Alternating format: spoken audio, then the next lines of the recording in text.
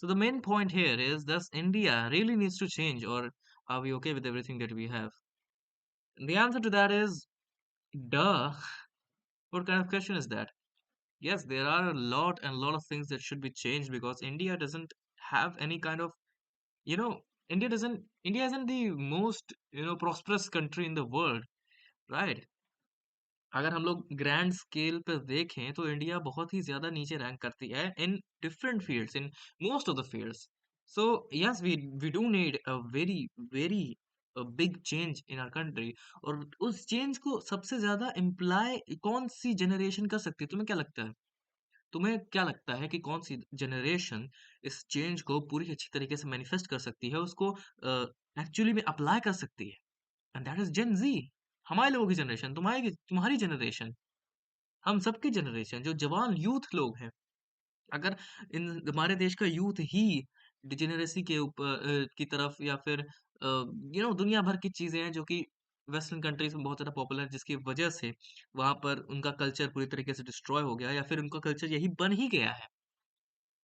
तो इसका सबसे बड़ा क्रेडिट और इसका सबसे बड़ा जिम्मेदारी जो है वो यूथ के ऊपर ही जाती है. सो इन दैट केस, या India needs a big big big radical change in terms of ideology, in terms of thinking. क्योंकि इस फोन के चक्कर में, या I am using it as a light, so इस फोन के चक्कर में बहुत सारे लोगों की जिंदगी बर्बाद हो चुकी है. आई एम नॉट, मुझे बताने की जरूरत नहीं है कि क्या हो रहा है. तुम्हें ये फोन उठाने के बजाय ऐसे जर्नल उठाने चाहिए, डायरीज उठानी चाहिए, ऐसी सेल्फ हेल्प इंफॉर्मेशनल बुक्स उठानी चाहिए साइकोलॉजी के लिए. Oh, fuck. ऐसी, सॉरी, ऐसी नॉवेल्स उठानी चाहिए, तुमको लिटरेचर पढ़ना चाहिए. तुम्हें ऐसे लोगों के काम को, लोगों के जो वर्क्स थे, उनके थॉट प्रोसेस कैसे, ग्रेट लोग कैसे सोचते थे, वो सारी बुक्स को तुम्हें पढ़ना चाहिए. तुम्हें लोगों की ऑटोबायोग्राफिकल चीजें पढ़नी चाहिए कि अगर इंसान ने कोई चीज करी तो उसने, उसके पीछे रीजन क्या था. तो there are different kind of things that Indian men और Indian women, Indian boys and Indian girls, खास करके जेन जी को ध्यान में रखनी चाहिए.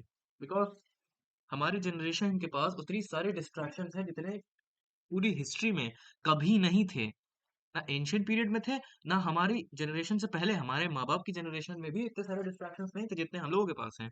मिलीनियर्स के पास भी नहीं थे. So because we have so much distractions, हमारे पास इतने सारे डिस्ट्रैक्शंस है जिंदगी में, सबसे ज्यादा बड़ी जिम्मेदारी, सबसे बड़ा चैलेंज भी हमारे लोगों के पास ही है, राइट? तुम चैलेंज से भाग नहीं सकते हो. तुम अपने घर में सड़ते रहते हो अगर दिन भर रात भर मूवीज देखते हो, टीवी देखते हो, और सोचते हो कि तुम बहुत कुछ अच्छा कर रहे हो तुम्हारी लाइफ में. No, you are not. You not doing anything great with your life. तुम जस्ट जी रहे हो. पता है, ये जो सर्वाइवल है यही हमारा बिगेस्ट ड्राइव था, मोटिवेशन था एक समय पर, जब हमारे पास इतने रिसोर्सेज नहीं हुआ करते थे. तो इसी सर्वाइवल को सस्टेन करने के लिए ही हम लोग दुनिया भर की चीजें करते थे. हम लोग रिप्रोड्यूस करते थे, हम लोग खाना लाते थे. हम लोग की बात कर रहा हूँ तो मैं केवमैन की बात कर रहा हूँ, राइट? स्टोन एज में. तो हम लोग दुनिया भर के शस्त्र वस्त्र बनाते थे जस्ट बिकॉज हमारा पेट भर सके.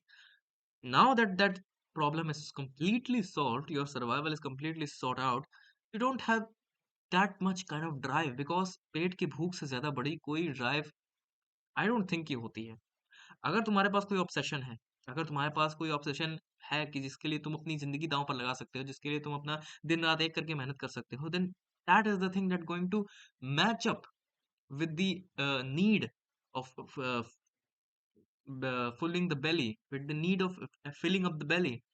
उस चीज को मैच वही एक चीज कर सकती है, अगर तुम्हारे पास इतना बड़ा ऑब्सेशन है तो. अगर तुम्हारे पास कोई ऑब्सेशन नहीं है, अगर तुम्हारे पास कोई गोल नहीं, कोई पर्पस नहीं है, कोई एंड डेस्टिनेशन नहीं है तुम्हारे पास कि तुम्हें कहाँ पहुंचना है अपनी जिंदगी में, तो आई डोंट थिंक कोई तुम्हें बचा सकता है. बिकॉज सेल्फ इम्प्रूवमेंट इसकी इस स्पेस में पहली चीज यही है कि तुम एक गोल डिसाइड करो कि तुम्हारा गोल है क्या.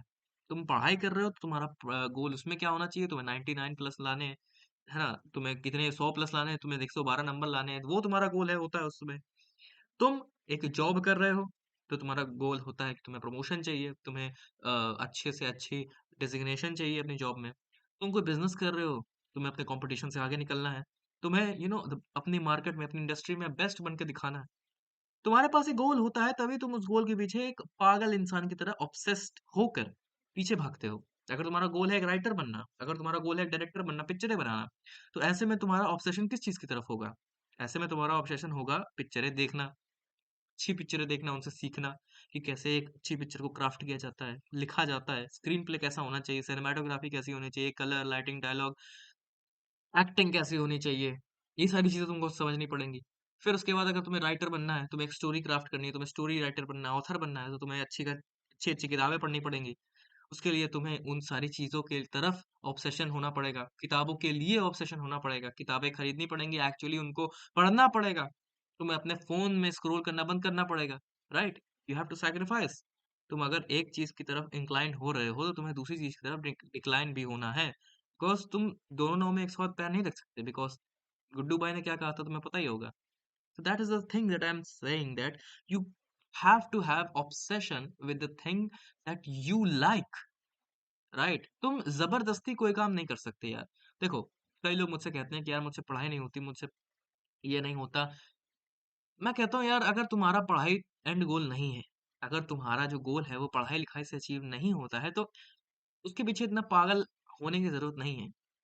राइट? अपने आप को फ़ोर्स करना ज़रूरी नहीं है। बेसिक एजुकेशन ठीक है, लेकिन फिर वही बात आ जाती है कि यार खाना-पीना कैसे चलेगा दिस एंड दैट। तो यार बेसिक एजुकेशन तो तुमको लेनी ही पड़ेगी, नहीं तो तुम्हारा क्या होगा यार कुछ नहीं हो सकता तो you have to bear.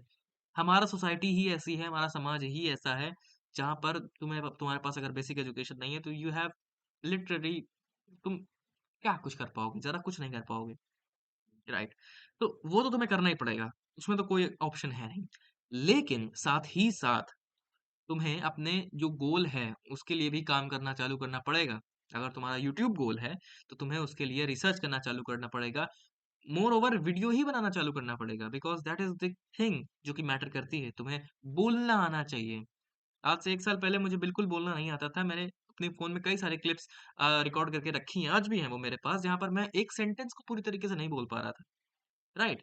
So that is the kind of obsession और आज देखो मैं फ्लुएंटली बिना स्क्रिप्ट के, बिना कट्स वगैरह के ज़्यादातर चीज़ें बोल देता हूँ। बिकॉज़ प्रैक्टिस इतनी सारी मैंने वीडियोज़ बनाई हैं, कई सारी वीडियोज़ मैंने अपलोड करी हैं, वो तो तुम लोग जानते ही हो।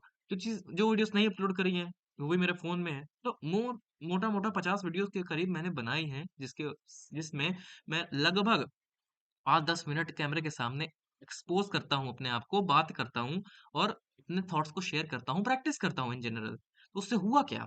उससे फ़ायदा क्या हुआ? आज देखो इतनी आसानी से मैं चीज़ बोल रहा हूँ, राइट?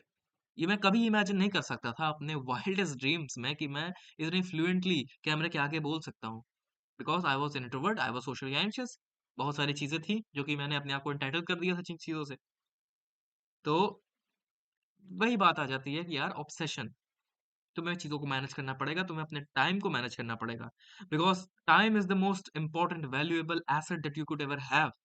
बहुत सारे मिलियनेयर्स, बहुत सारे बिलियनेयर्स, बहुत सारे अमीर लोग, गरीब लोग, सक्सेसफुल, अनसक्सेसफुल, फेलियर सबने टाइम को सबसे ज़्यादा वैल्यूएबल एसेट माना है, सबसे ज़्यादा वैल्यू वाली चीज़ कहा है।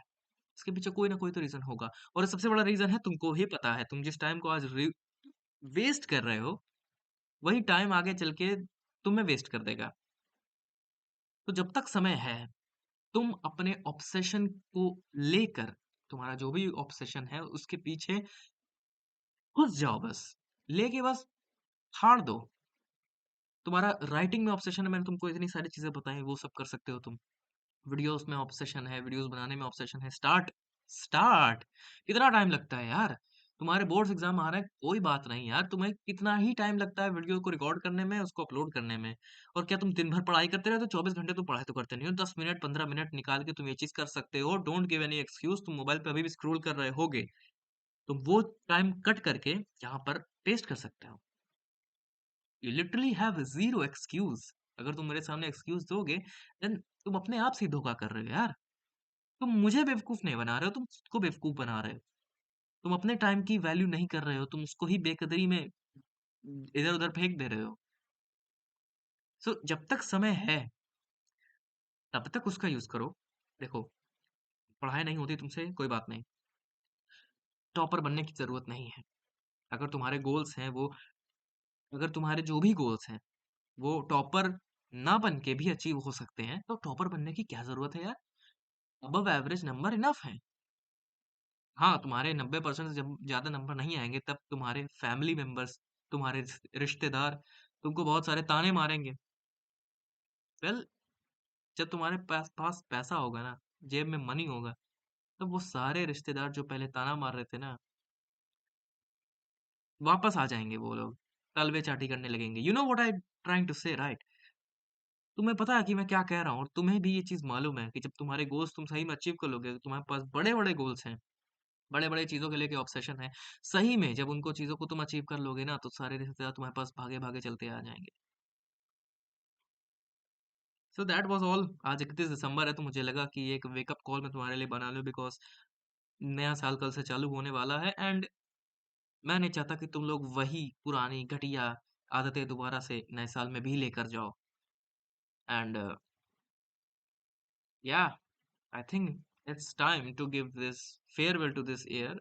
और मेरे लिए तो पर्सनली ये ईयर बहुत अच्छा था, बिकॉज मैंने बहुत सारा इंप्रूवमेंट किया अपनी लाइफ में, अपने लुक्स मैक्सिंग में भी, अगर तुम्हें पता लग रहा हो तो, और अपने फिजिक में भी, अपने सोशल स्किल्स में भी, अपनी नॉलेज में, overall I think this year was good for me. तुम्हारे लिए ईयर कैसा था, तुम बता सकते हो मुझको। मैं उसको पढ़ूंगा, लाइक करूंगा, रिप्लाई भी करने की कोशिश करूंगा। सो या, with that said, farewell to this 2024 and happy new year.